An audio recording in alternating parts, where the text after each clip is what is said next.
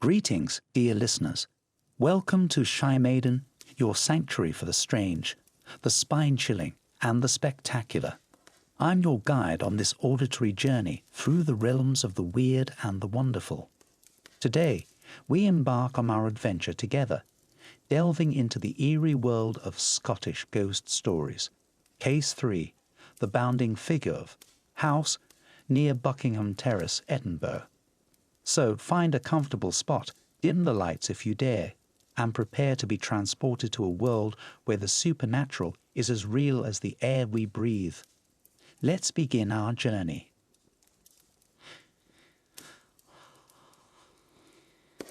No one is more interested in psychical investigation work than Miss Torfrida Vincent, one of the 3 beautiful daughters of Mrs. H. de B. Vincent, who is herself still in the heyday of life, and one of the loveliest of the society women I have met.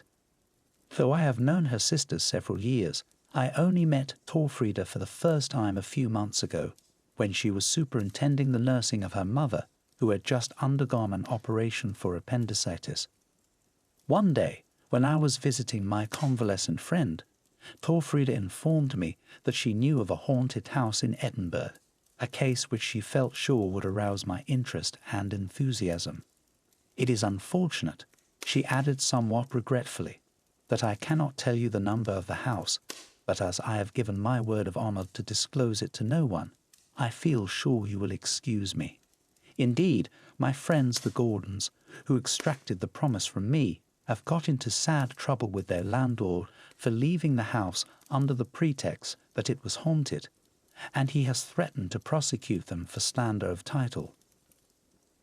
The house in question has no claim to antiquity. It may be 80 years old, perhaps a little older, and was, at the time of which I speak, let out in flats. The Gordons occupied the 2nd story. The one above them was untenanted and used as a storage place for furniture. The 1st floor and ground floor were divided into chambers and offices. They had not been in their new quarters more than a week, when Mrs. Gordon asked the night porter who it was that made such a noise, racing up their stairs between 2 and 3 in the morning.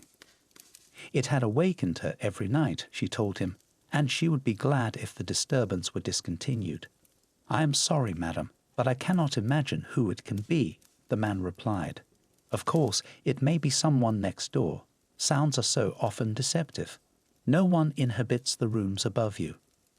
But Mrs. Gordon was not at all convinced, and made up her mind to complain to the landlord should it occur again. That night nothing happened, but the night after she was roused from her sleep at 2 o'clock by a feeling that something dreadful, some dire catastrophe, was about to take place. The house was very still, and beyond the faraway echoes of a policeman's patrol on the hard pavement outside, nothing, absolutely nothing, broke the universal, and as it seemed to her, unnatural silence. Generally at night time, there are sounds one likes to assure oneself are too trivial to be heard during the day. The creaking of boards, stairs, nearly always stairs, and the tapping of some leaf, of course some leaf at the windows. Who has not heard such sounds, and who in his heart of hearts has not been only too well aware that they are nocturnal, exclusively nocturnal? The shadows of evening bring with them visitors, prying, curious visitors, grim and ghastly visitors, grey, esoteric visitors, visitors from a world seemingly inconsequent, wholly incomprehensible.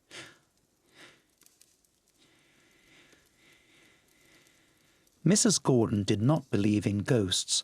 She scoffed at the idea of ghosts, and like so many would-be wits, unreasonably brave by day, and the reverse by night, had hitherto attributed banshees and the like to cats and other animals.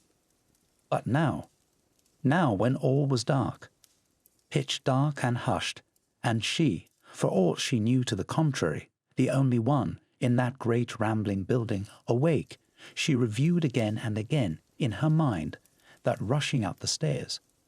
The wind, it could not have been the wind. The wind shuts doors, and rattles windows, and moans, and sighs, and howls, and screeches.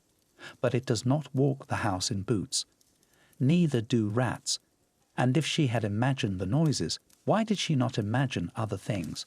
Why, for example, did she not see tables dance and tea-urns walk? All that would be fancy, unblushing, genuine fancy. And if she conjured up one absurdity, why not another? That was a conundrum for any skeptic.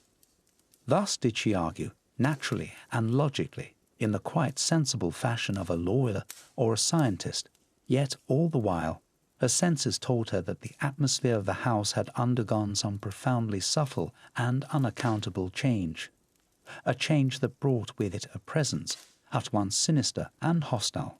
She longed to strike a light and awake one of her daughters, Diana by preference, since Diana was the least likely to mind being disturbed and had the strongest nerves.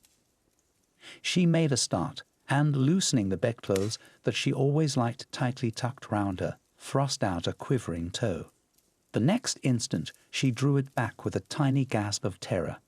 The cold darkness without had suggested to her mind a great horny hand, mal-shaped and murderous, that was lying in wait to seize her.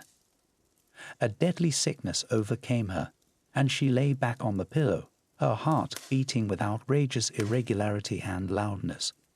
Very slowly she recovered, and holding her breath, sidled to the far edge of the bed, and with a dexterous movement, engendered by the desperation of fear, made a lightning-like dab in the direction of the electric bell.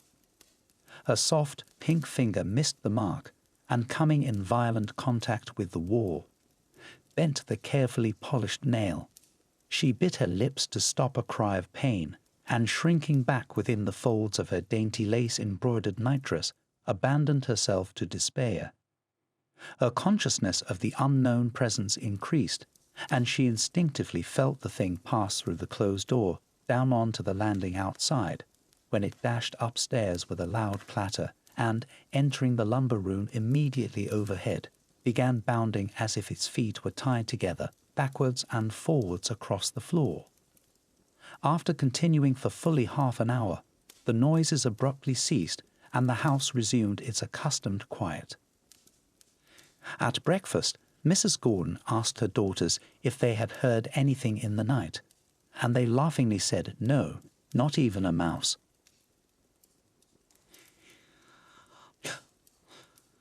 There was now an intermission of the disturbances, and no further demonstration occurred for about a month.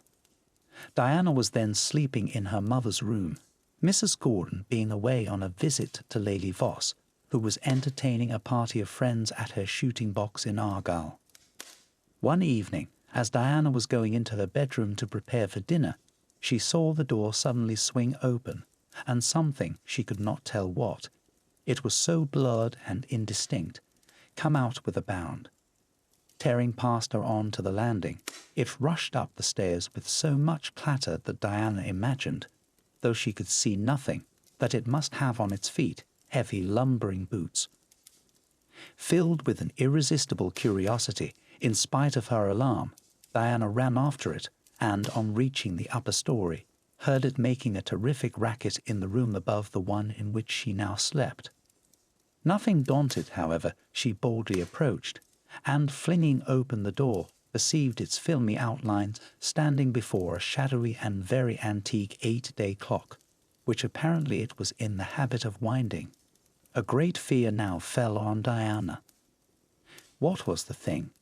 And supposing it should turn round and face her, what should she see?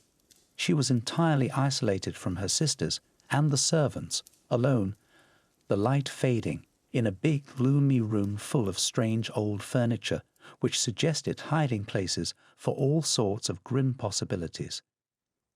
She was assured now that the thing she had followed was nothing human, neither was it a delusion, for when she shut her eyes and opened them, it was still there, and oddly enough, it was now more distinct than it was when she had seen it downstairs.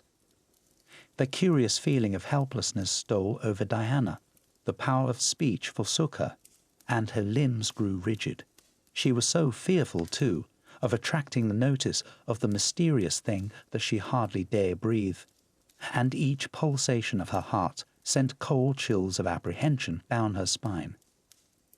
Once she endured agonies through a mad desire to sneeze, and once her lips opened to scream something suspiciously like the antennae of a huge beetle, and which she subsequently discovered was a devil's coach horse, tickled the calf of her leg. She fancied, too, that all sorts of queer shapes lurked in the passage behind her, and that innumerable unseen eyes were malignantly rejoicing in her terror. At last, the climax to her suspense seemed at hand. The unknown thing, until now too busy with the clock to take heed of her, paused for a moment or so, as if undecided what to do next, and then slowly began to veer round. But the faint echo of a voice below, calling her by name, broke the hypnotic spell that bound Diana to the floor, and with a frantic spring she cleared the threshold of the room. She then tore madly downstairs, never halting till she reached the dining room, where she sank on a sofa, and, more dead than alive, panted out to her amazed sisters a full account of all that had transpired. That night she shared her sister's bedroom, but neither she nor her sister slept. From this time till the return of Mrs. Gordon, nothing happened. It was one evening after she came back, when she was preparing to get into bed, that the door of her own room unexpectedly opened, and she saw standing on the threshold the unmistakable figure of a man, short and broad, with a great width of shoulders and very long arms. He was clad in a pay jacket, blue serge trousers, and jack boots. He had a big, round, brutal head, covered with a tangled mass of yellow hair, but where his face ought to have been, there was only a blotch, underlying which Mrs. Gordon detected the semblance to something fiendishly vindictive and immeasurably nasty. But, in spite of the horror his appearance produced, though curiosity was aroused with regard to the two objects he carried in his hands, one of which looked like a very bizarre bundle of red and white rags, and the other a small bladder of lard. Whilst she was staring at them in dumb awe, he swung round, and hitching them savagely under his armpits, rushed across the landing, and with a series of epish bounds, sprang up the staircase and disappeared in the gloom. This was the climax. Mrs. Gordon felt another such encounter would kill her. So, in spite of the fact that she had taken the flat for a year, and had only just commenced a tenancy, she packed up her goods and left the very next day. The report that the building was haunted spread rapidly, and Mrs. Gordon had many indignant letters from the landlord. She naturally made inquiries as to the early history of the house, but of the many tales she listened to, only one, the authenticity of which she could not guarantee, seemed to suggest any clue to the haunting. It was said that a retired captain in the merchant service, many years previously, had rented the rooms she had occupied. He was an extraordinary individual, and despite the fact that he had lived so far inland, would never wear any but nautical clothes, blue jersey and trousers, reefer coat and jack boots. But this was not his only peculiarity. His love of grog eventually brought on delirium tremens, and his excessive irritability in the interval between each attack was a source of anxiety to all who came in contact with him. At that time there happened to be a baby in the rooms overhead, whose crying so annoyed the captain that he savagely informed its mother that if she did not keep it quiet, he would not be answerable for the consequences. His warnings having no effect, he flew upstairs one day, when she was temporarily absent, and snatching up the bread knife from the table, decapitated the infant. He then stuffed both its head and body into a grandfather's clock which stood in one corner of the room, and, retiring to his own quarters, drank till he was insensible. He was, of course, arrested on a charge of murder, but being found insane, he was committed during His Majesty's pleasure to a lunatic asylum. He eventually committed suicide by opening an artery in his leg with one of his fingernails. As the details of this tragedy filled in so well with the phenomena they had witnessed, the Gordons could not help regarding the story as a very probable explanation of the hauntings. But remember, its authenticity is dubious. If you enjoyed this journey, I invite you to subscribe and join us for future adventures. Remember, here at ShyMaiden, we're not just reading stories, we're living them. Until next time, my dear listeners, may your dreams be filled with wonder and a touch of the weird. Good night.